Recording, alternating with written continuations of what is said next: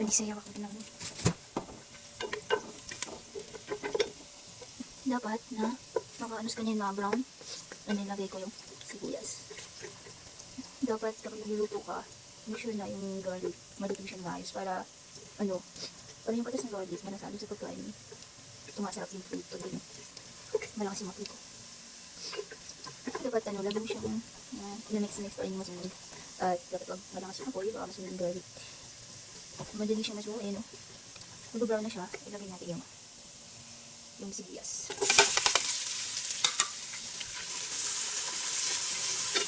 At pagkalagay ng sibuyas, lakasan mo na yung apoy para tumilis yung pagdito ng sibuyas. Ayan. So, bago ko ilagay yung kamatis, dapat, tawag dito.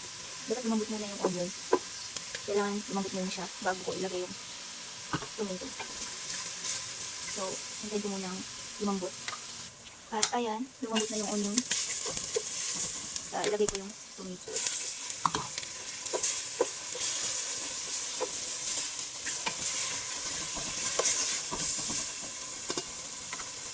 Kailangan bisit. Parang sira ito pag dilim. Kailangan lumambot ulit yung ito bago natin ilagay yung mga herbs saka yung spices bago yung manok. Ang tawag pala sa niluluto ko ay kabsa. Dapat, malakas yung apoy mo para mabilis malito yung kamatis. Lutuin muna bago ilagay yung mga spices yung manok. Tubig. Ayan, okay na yun. Okay na, i-mix na natin yung konti. Lagay ko yung tawag dito. Cinnamon na dry, daon na laurel, saka cardamom, cinnamon stick. Hindi mo nalalagyan ng cloves kasi tangin yung lasa na yun. Mix. Lakasin natin yung apoy. Tapos, ito ko muna yung spices na natin. Ayan, salt, 7 spices, black pepper, and turmeric. Ilalagay ko dito. Ayan. I-mix mo siya, i-mix. Masayaw. Naiirita na ako sa kaldero na. May yelo Ilalagay ko siya ng tomato paste. Wait lang, wow. Ito yung ginagamit ko na tomato paste. Ito yung magpapapula sa tinatawag na mahiwagang kabsa. Siguro mga 2 spoon ata, hindi ako sure. At ko siya, mix. Parang napalaki yung turmeric powder ko. Yung turmeric powder, din yung talawag. Isa din yung sa nagpapasarap sa pagkain. And then, ilagay ko yung mahiwagang manok. Ayan. Nagkikapat na. Char. I-mix mo. Ayan, halo na. So, kailangan ko ng tubig para natural. Kailangan ng tubig. Bismillah. Naku, kulang pa ata. Dagdagan ko pa. Kasi tutubig yung iba sa bigas. Okay na yan. At siyempre, kailangan mo yan i-mix.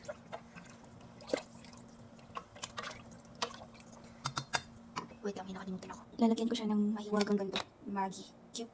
Ayan, mga isa at saka kalahati. Yan ang magpapasarap sa tinatawag natin kabsa.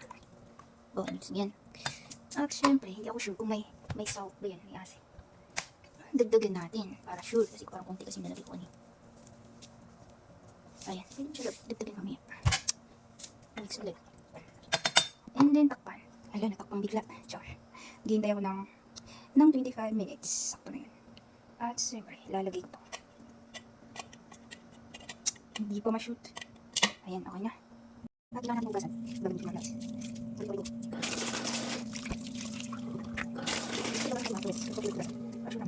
Pagkatapos ko ay basmati. Makakabag sa mga sigaw.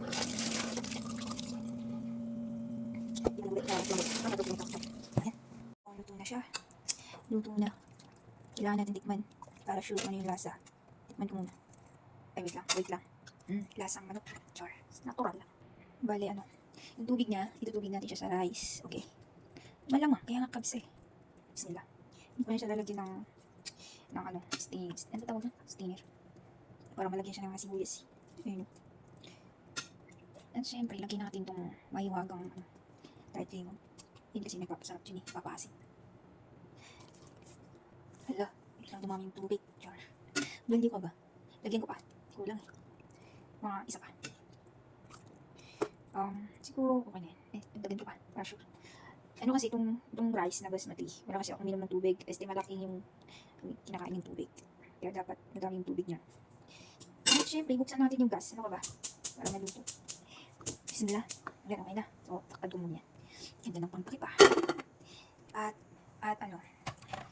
Syempre, kukunin natin itong manok. Lalagay ko siya sa air fryer. Tapos itong sabaw, gagawin ko siyang, ang tawag na? Quarter? Quarter ba yun? Wait. Ayan. Bismillah. Bismillah. Bismillah. Ayan. Diyan natin ito ilalagay. Paipal kasi ito. Bismillah. Ay, nadurog. Baka napasobra yung luto. Ya Allah. Bismillah. Gusto. Oh. May dalawa pa. May dalawang legs. Buong manok kasi ito eh. Full chicken. Ay. Bismillah. Ano ba? Kumapit ka nga. Bismillah. Ayan. Tapos, lagyan ko siya ng salt. Ito yung nagpapasarap sa kanya. Alam mo, konti lang yun. Konti lang. Tapos lagyan ko ng oil para mas lalo siyang kumarispy. At yung pamalakasan kong black pepper. Ang pangit ng lalagyan ko. Napapadami yung paminta. Yan, okay na yan. Yan, syempre, dito natin siya lutuin. Yan, pero okay na yan. Mamaya ko na yan, basta. Kunin natin yung natitirang sabon ng manok. Aray. Yan. Lagyan ko niya. Bismillah.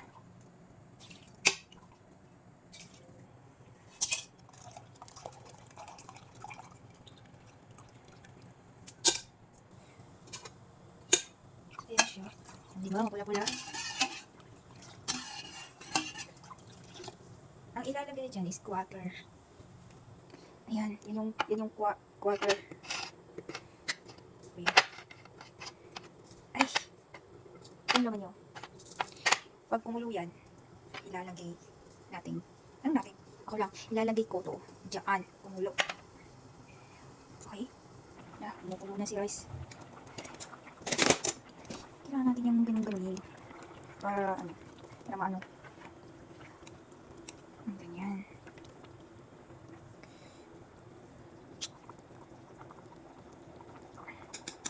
Okay na, takpan ko na ulit. Tumulo na si sabog. Ilagay ko yung quarter. Sila. Lakasan natin. Mga apat na konti na. Ganyan.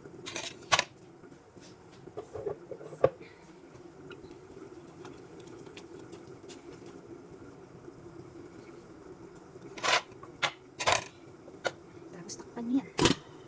Ayan. Mga 7 minutes. Okay na yan. Ito na yan.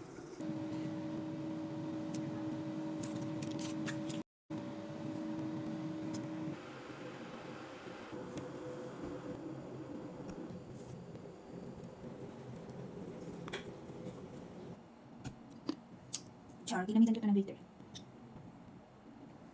Ayan, tapos na. Ganun ba? Partner ko ng kapsa.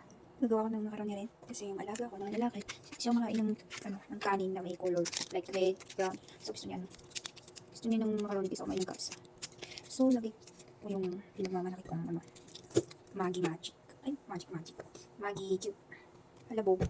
Lagyan natin yung natitirang tomato paste. Kunti lang. At siyempre, paminta. Itong papalakas sa atin eh. Papalakas sa lasa. Char. Kunti lang din. At siyempre, oil. Sana oil. Kunti lang din. Ang dami yan eh. Saka salt. Asin. Okay na yan. Siyempre, lagyan natin yung tubig.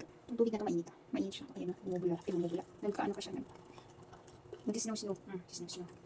Ano na tawag dyan? Aywan. Andarin natin yung apoy. Pag kumulo yan, siyempre lagyan natin yung macaroni. Ito yung macaroni na favorite niya. Yung parang ganito. Ayan. Yan, kumulo na. Ilalagay ko yung macaroni tukol-tukol.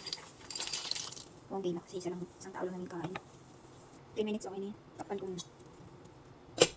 Ay, sorry. Tingnan ko yung kabsa. Oh, Allah. Nasya Allah.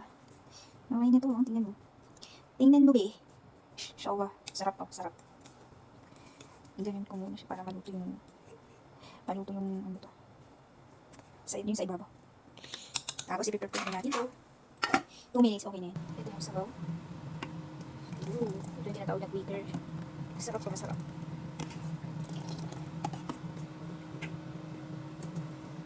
Ayun, kaya mag-cook kami yung parsley.